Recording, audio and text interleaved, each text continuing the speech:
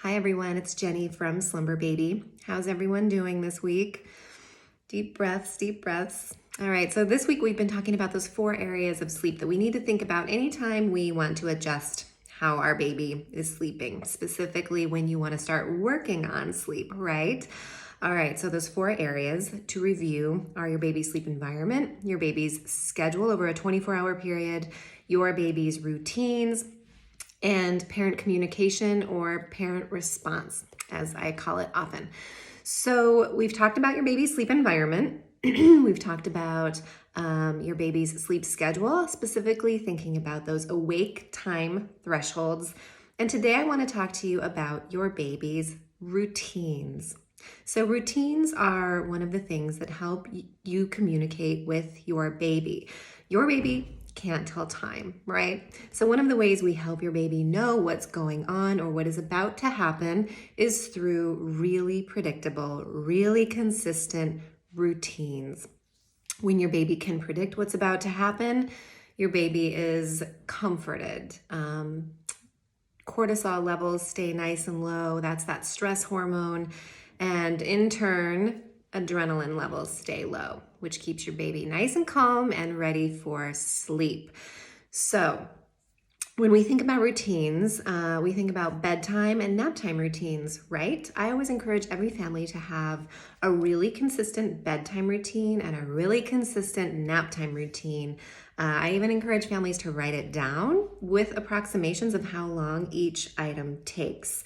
So for instance, if reading books takes 10 minutes, approximately, write that down. The reason being, we want any caregiver in your baby's life to be able to put baby down for bed or down for a nap. If your baby is really, really used to nursing all the way to sleep, again, remember, we don't have good and bad habits. We have sustainable and unsustainable habits. And those align usually with your sleep goals. So if one of your sleep goals is that somebody other than mama can put baby to bed, and you want to start working on that habit of nursing all the way to sleep, then simply move nursing earlier in the bedtime routine. Put something between nursing and going to sleep. So for example, you might do jammies and then a nice long breastfeeding session or bottle session, then some books or the swaddle, and then into bed. Even doing the partner handoff is one of my favorite tricks. So mama might go in and put baby into jammies and a nighttime diaper and then nurse the baby and then hand the baby off to the non-nursing partner for the rest of the lay down. This involves both partners in the routine and puts, again, something in between nursing and falling asleep. Another piece of the puzzle I want you all to consider that lots of parents don't is a happy wake-up routine. If you've worked with me, then you know that the happy wake-up routine is one of my favorite things to build with families. So you want it to involve something that signals to your baby it's time to get up for the day or time to get up from a nap. So it might involve something like opening the curtains, exposure to light, a happy song, a nice snuggle, a diaper change or clothes change, and then out of the nursery for a meal and some playtime or a snack and some playtime.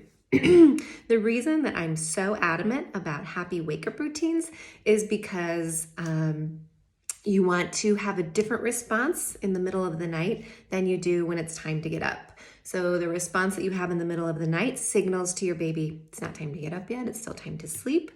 And the response that you have to your baby when it is time to get up is very different, and used with consistency can impact your baby's circadian rhythm so that eventually your baby is happy and ready to wake up at the time that you normally go in for that happy wake up.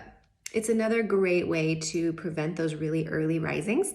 So if your baby is waking up at like 4:30 and is ready to play, you respond as though it's midnight and your baby is waking up.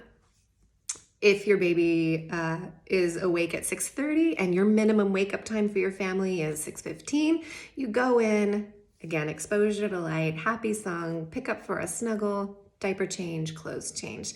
So you can see the difference in communication with your baby. There's the response that you have when it's still time to sleep, and there's the response that you have when it's time to get up. And if you're working on extending those mornings, then that's a really good way to do it. So set that minimum wake up time, create a happy wake up routine. If you have not yet, definitely create those nap time routines and bedtime routines. Write them down. It's really helpful for everyone to follow the same consistent routine.